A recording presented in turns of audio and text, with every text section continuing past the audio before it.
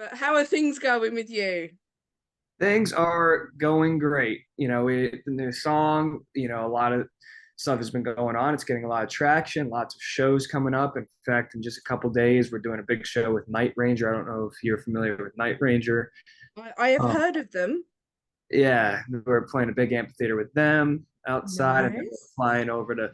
So we're on the East Coast of the United States. I don't know how familiar you are with the East Coast or with the geography of the United States, but we're on the East Coast, and we're about to do our first show on the West Coast over at the Whiskey A Go Go. It's a famous rock and roll club out in You're going to Hollywood. be at Whiskey Go Go. Yes. That's amazing. Yeah, I know that one. Yeah, I'm trying to word my vocabulary a little differently because not being in the United States might not know everywhere I'm talking about. So yeah, It's okay. We'll get there in the end. We'll be fine. right. So we're flying out there next week. So got lots of cool things coming up. Awesome. Are you going to be doing like little gigs while you're out there as well, or is it just that one and then a bit of press and stuff like that? We have two. We have a show in Las Vegas the day before.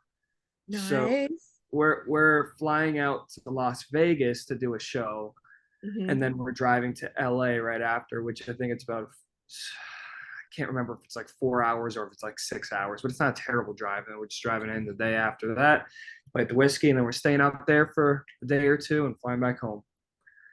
That's good. That's good. Yeah, Making it all worthwhile. That's all right. trying to. And how have you been preparing for your gigs out there? Have you changed your set slightly because it'll be new people listening to you? uh well, it's actually funny. It's kind of the opposite. It's we've been playing around here, kind of the East Coast, so much that we've had to change our set list for here. That it's like we try Right. not to play the same songs because it's like we only have two songs right now, so like the rest of our set kind of gets filled with our favorite covers. Right. Um, but we've been doing kind of the same set for the past year, and everybody that has seen us, it's like we knew that we had to change the setup, so we've done a completely different set as far as like different covers go. And then we realized, when we play a new audience like out west, we don't need to be worried about what they have and haven't heard yet because it's our first show anyways. So we can kind of choose Yeah. how we want to play out there. But the big thing that we're doing is we got the new song Young Wild and Free out, and we have a couple different projects that we're working on, but we only have two studio recorded songs, and Okay. we're getting this next one done so we could debut it at the Whiskey. Um, our new song. It's more of an adrenaline song. The first song was kind of a ballad. The second song, "We Young Wild and Free," was kind of like a summer anthem. And this one's Right. definitely more of a kickstart my heart type of fast paced adrenaline pumping song. That's good. And I suppose that doing covers as well, it's sort of it gets people interested in hearing what else you can do because they know the song. It gets them going It does, and they and stick I around. I will preach this till the day I die.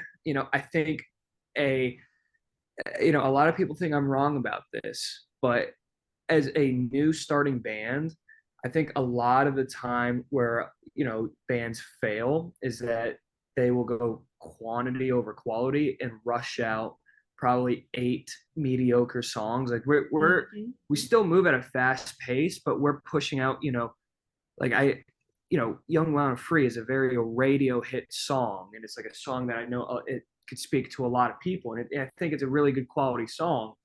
Versus a Mhm. lot of bands will spend a month just trying to get eight songs out, and then when they do a live show, they'll play their eight original songs, maybe a cover or two.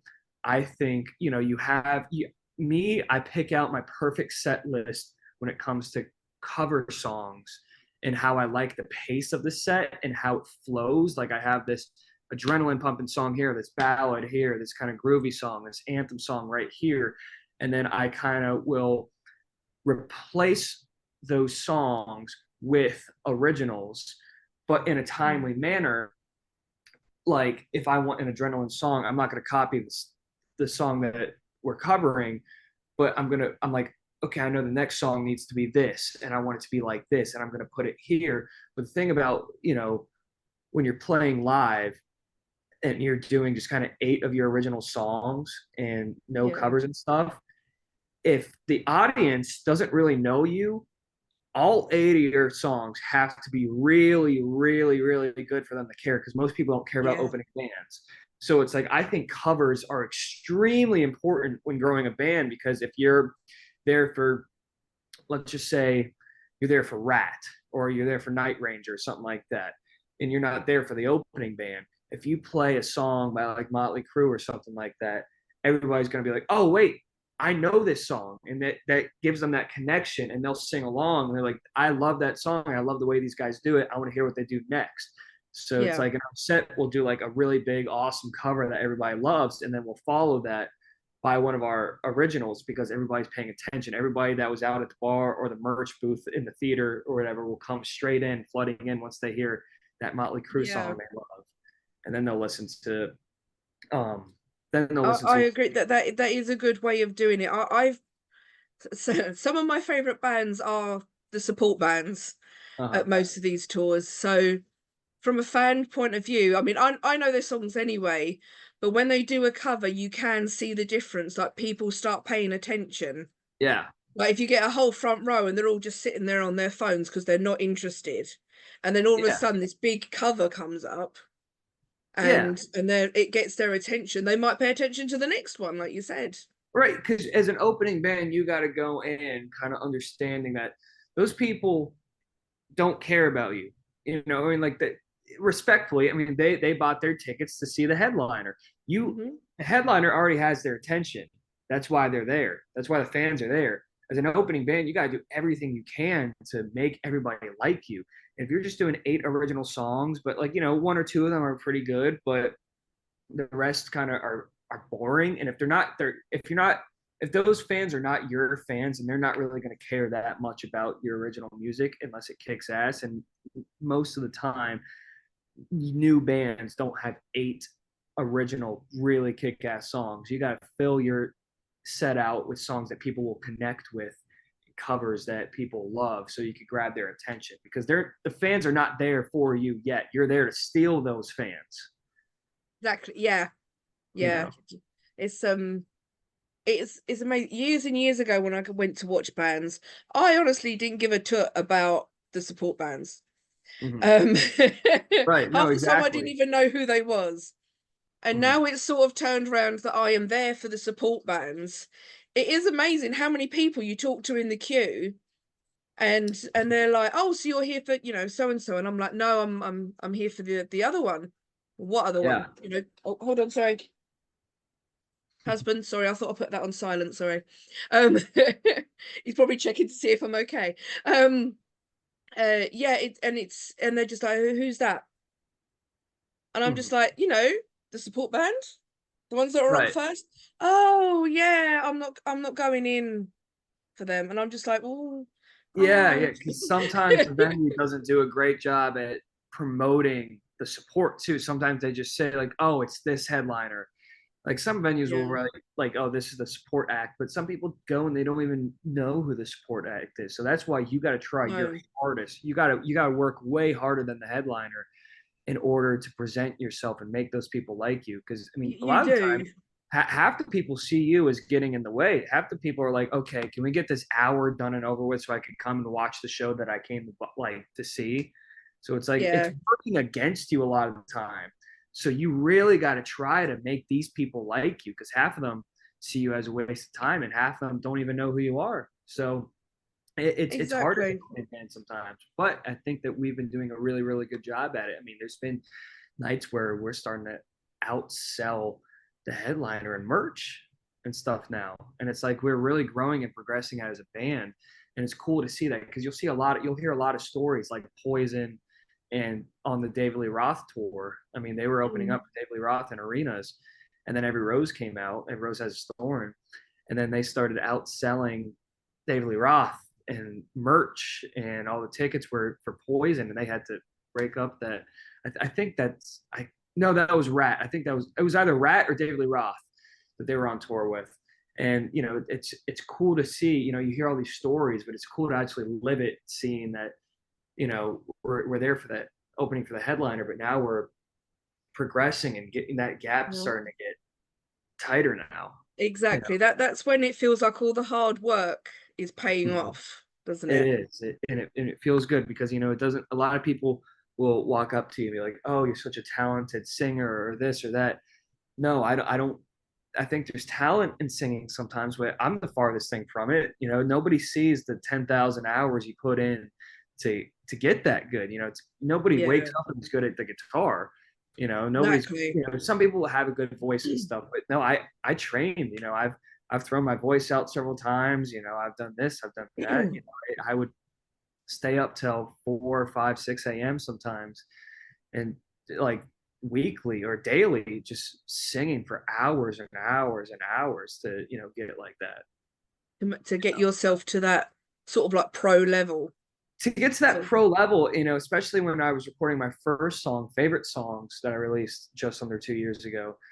When I was recording it, I was still learning how to sing. right. And like it took us months and months and months to record that song because every time I'd walk in way better than the next or than the previous. And then after that, everybody was kind of rushing me to put a band together after I released my first song because everybody liked it and was like, you need to get out and, actually tour with this song and, make a band and play it live. So it was a transition that I had to make. Like I had just learned how to sing, recording favorite songs. Hmm. And it's a massive transition going from being a studio singer to a live singer because in the studio, I mean, I don't use auto tune, but sometimes they could fix you up, or you could do however many takes you want. Live, you got to get it perfect. You have to First absolutely time.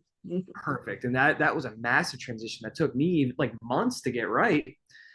You know, it takes a lot of effort to really get into that, and also, I don't know how well you pay attention to my singing and my vocal style or anything, but especially at the end of my new song Young Wild and Free, I do a massive kind of gritty scream at the end, Okay. and that was a big thing that took me a long time as a 17-year-old learning how to sing.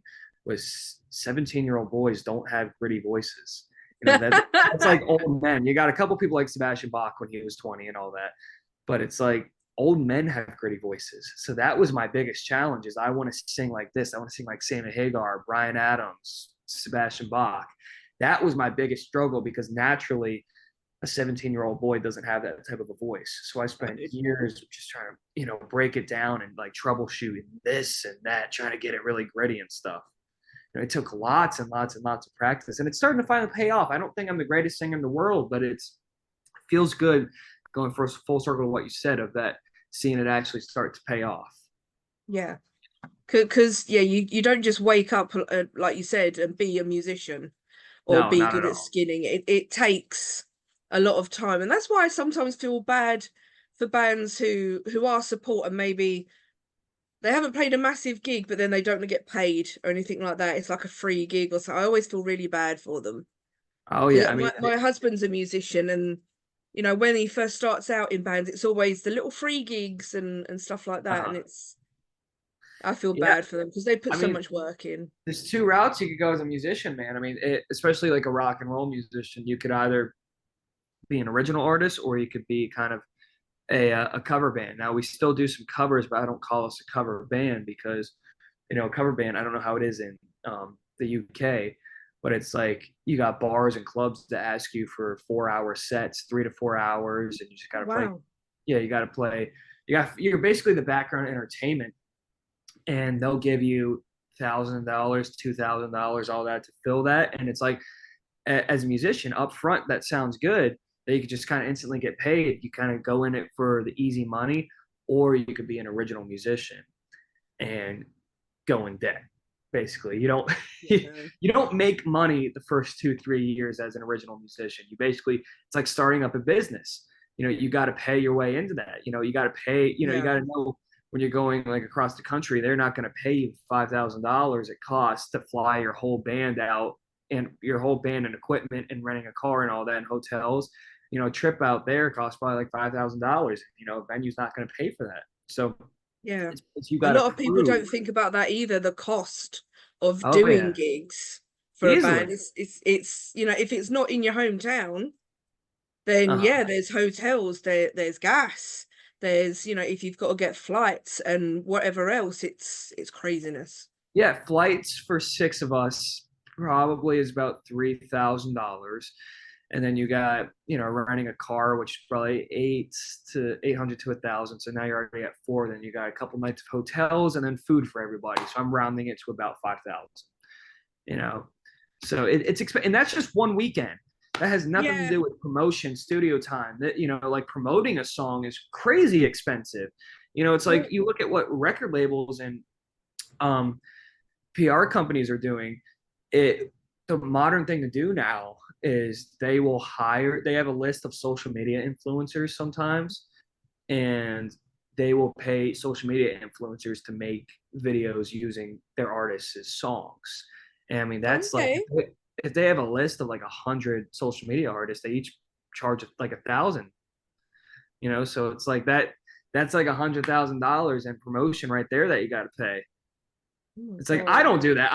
I'm not gonna pay social media. I'm not gonna drop 100 grand on social media influencers. No, there's definitely better guitars you can get than things for 100 grand. Absolutely, but I mean, unfortunately, like the music industry is always changing, and it's like that's the way you promote your music nowadays is having social media influencers promote your song.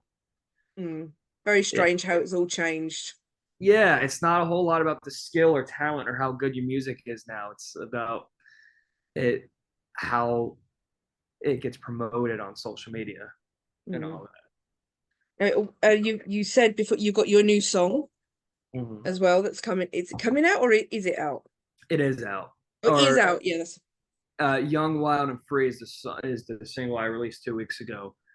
And we're working on the next one right now to be able to play live at the Whiskey. Nice. And how is that song doing?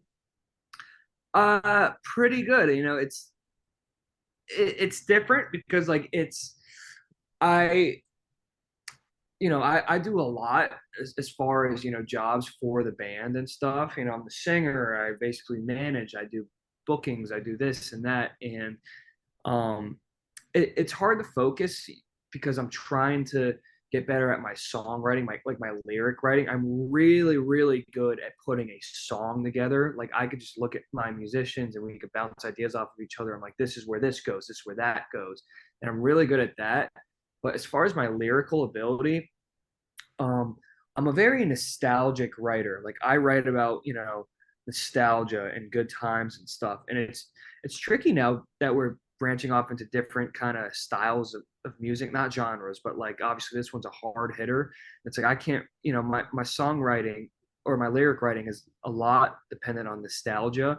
So it's fun and challenging to kind of branch out and try to write about stuff that I usually don't write about. So the Okay. song itself is coming along really, really well. I think the biggest challenge for me is trying to write the lyrics right now, but the song itself, besides the lyrics, is done. Okay. So it's coming together pretty well. Just the words left. Do you find it easy? Is that how you normally do it? Sort of like you have the music part and then you sort of like figure out the words? Yeah, so the songwriting process is I will figure out what type of a song I want to make. Okay. And a lot of the time I will hear the vibe of it first. And then me and my guitar player or me and my dad or whoever will be like, okay, I'm feeling like this kind of a thing.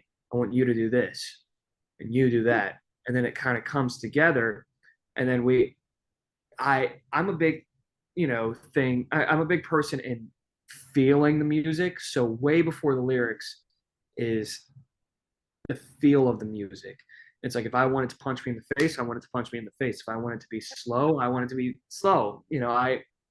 This is the sound that I have in my head, and me and my band will bounce the ideas back off of each other and really create that. And then after that, it all starts with the idea, and then I do the music first. And then as far as writing goes, I will almost make a couple bulletin board points of um of ideas like okay this is what the song is about like let's just say the song is about adrenaline and then I'll write a couple points of like what things spark adrenaline loud music fast cars, this, that, you know, do all of these things. And then I try to put, how do I make a line out of this? How do I make lyrics out of this line, or this point, and all that? And then it starts to come together like that. And then I'll feel a melody when it comes to that. So it's like, that's Yeah. kind of my songwriting process. Oh, very sounds very technical. Yeah. But Yeah. if that's your process and that's a good song at the end of it, then that's fine. Yeah. So you've not long. Start that again. You've not got long until your Whiskey Go Go and Vegas gig. So so are you have you more or less finished it, the new song? It so I mean the song itself is done, and a lot of the times what people will do is, if you know the song is not like 100% produced or done lyrically or anything, sometimes there's demo quality things versus, you know, fully recorded quality things. And it's like, Okay. when a song's not done yet, a lot of people will play it to what the demo has, you know, but the demo might not 100% sound like the finished product. So it's like, we're probably going to play it kind of demo level, meaning like the song itself, we have the structure of everything, but not everything is Hmm. polished. And I'll probably have some, you know, lyrics in there, but at the end of the day, you know, a couple months from now, when the song is, you know, ready to be released, it might be a couple different tweaked lyrics here and there. Like our new song "Young, Wild, and Free" that got released 2 weeks ago. We played an arena show with Brett Michaels back in November, and the song didn't get released until July. And we played the song in November, but you know the second verse was completely different. So it's like we had a demo and we played that version of it, and then it got slightly tweaked to when we Right. released it not too long ago. Or the song got released in June, not July. Did So yeah. playing it live make you sort of like rethink little bits, like, oh, actually this might work better, sort of thing? Yes and no. I mean, it's really just kind of listening to it a whole lot. Um, we run into a challenge where, you know, it's hard to find the balance between, you know, kind of being like an old school rock and roll band and a modern rock band, because you know technology has come such a far way Hmm. that back even in the 80s when you recorded rock and roll music, most of the time you had your, you know, your basic vocals, harmonies, um, guitar, bass, drums, you know, not a whole lot of different tracks, and it was kind of easy to do live.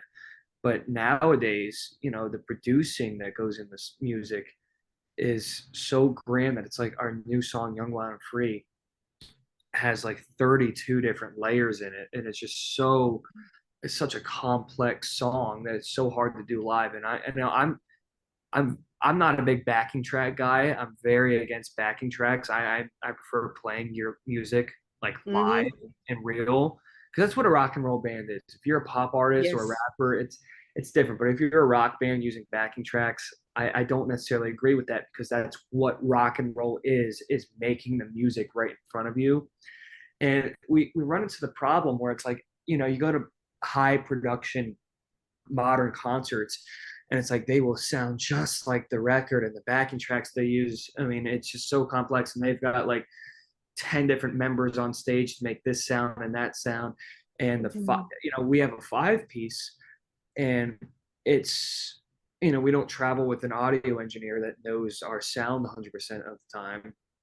So it's definitely really, really challenging to do our songs live. Like we could do all the parts, but the amount of producing and, you know, stuff that goes into it, you just, it's so hard to replicate live. That's why even a lot of rock bands will have backing tracks nowadays, because it's Yeah. just so hard to get that quality out live. But we do it live. We do everything we can live. We're not No, going to use. no, that's fair enough. But I do sometimes where if I hear a new band on Spotify and they sound really, really good, I need to see them live.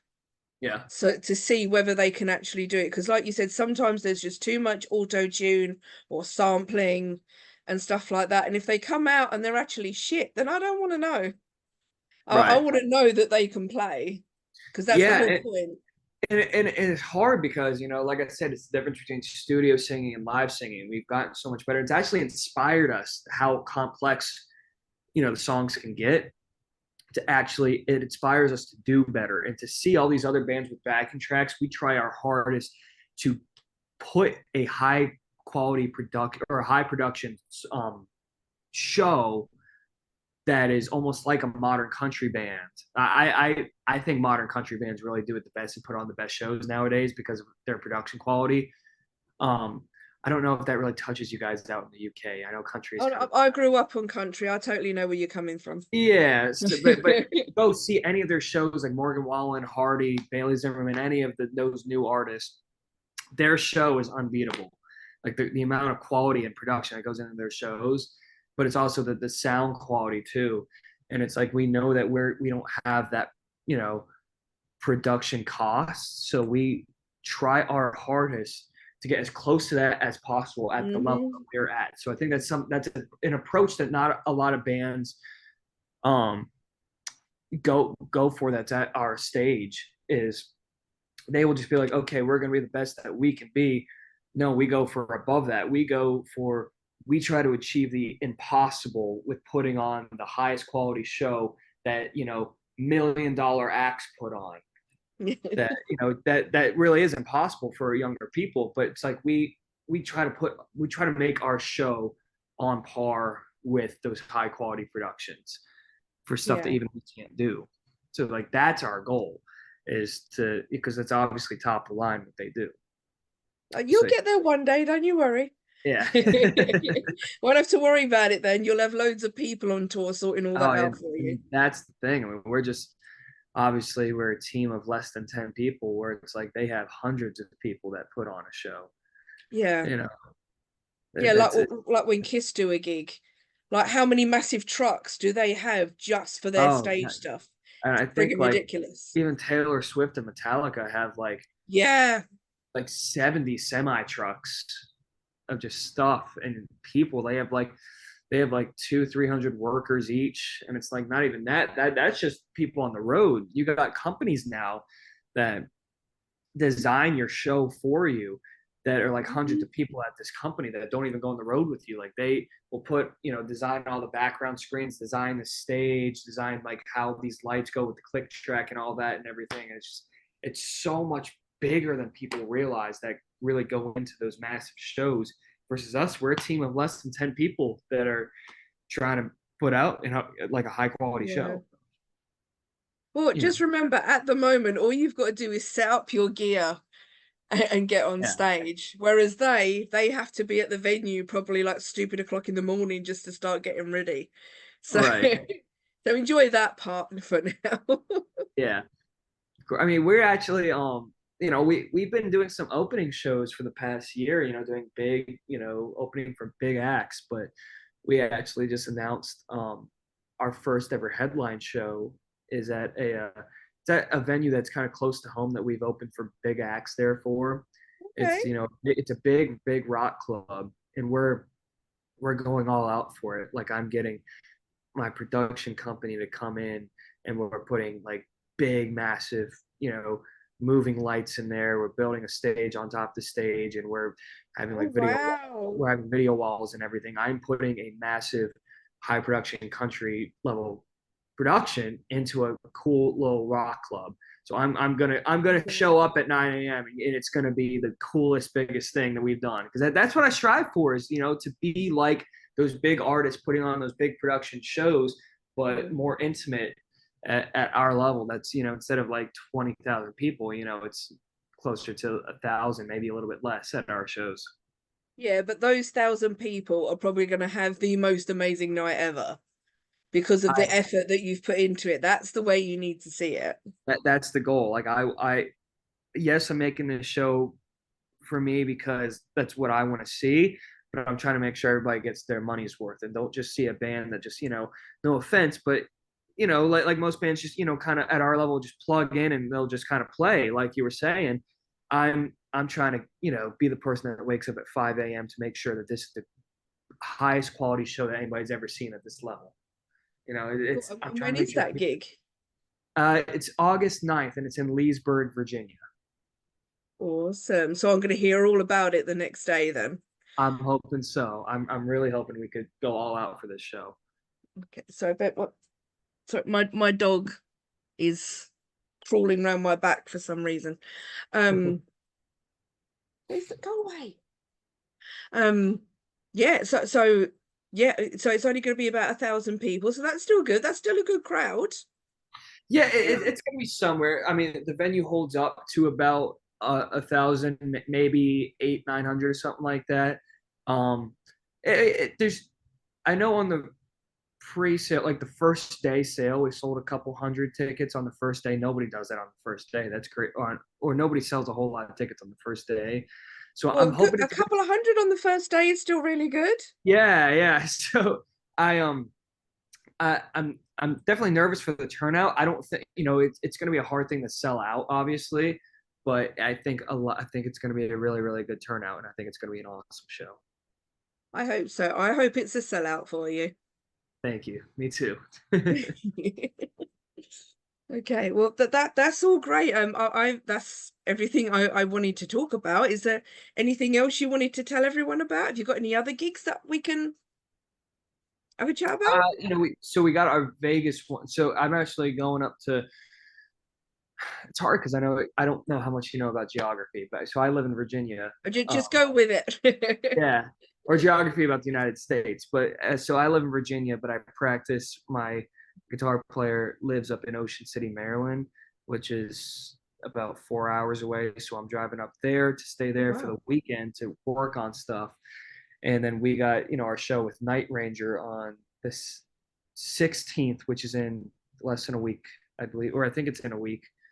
Um, Yeah, just about the week. yeah, and so we're going to be practicing that, and that's going to be a big show. A couple thousand people are going to be there, and then we're staying there, and then we're flying out a few days later to go to Las Vegas for our show. It's at a venue called Vamped or Count Okay. Vamped, and that's a really famous rock and roll club out there, and we're doing kind of like a younger rock and roll band bill. We got another band on there called the Ratchet Dolls, and it's going to be an awesome show. And then we're going to the Whiskey right after that, and it's going to be awesome. That's gonna be amazing playing It, Whiskey Go Go. yeah, it's going to be an awesome week. We got Night Ranger at a big venue. We got a more intimate kind of rock show at a place called Vamped, and then we're going to the Whiskey. It's going to be an awesome week. You need to take a lot of pictures of you at Whiskey Go Go because that will do great PR for you. Yeah, I know it's going to be awesome. I can't wait for it. Excellent. Okay. Well, I hope that all of those gigs go absolutely fantastic for you, Mm-hmm. and Me too. especially Whiskey Go Go. I've always said if I go to America again, I want to do like the legendary rock venues. Uh-huh. I want to go to Whiskey is places definitely like that that. one. Exactly. That is one of them. I want to go there. I feel like Yeah. I should. Just Yeah, it's definitely going to be awesome. excellent. Okay, well, thank you very much for sticking around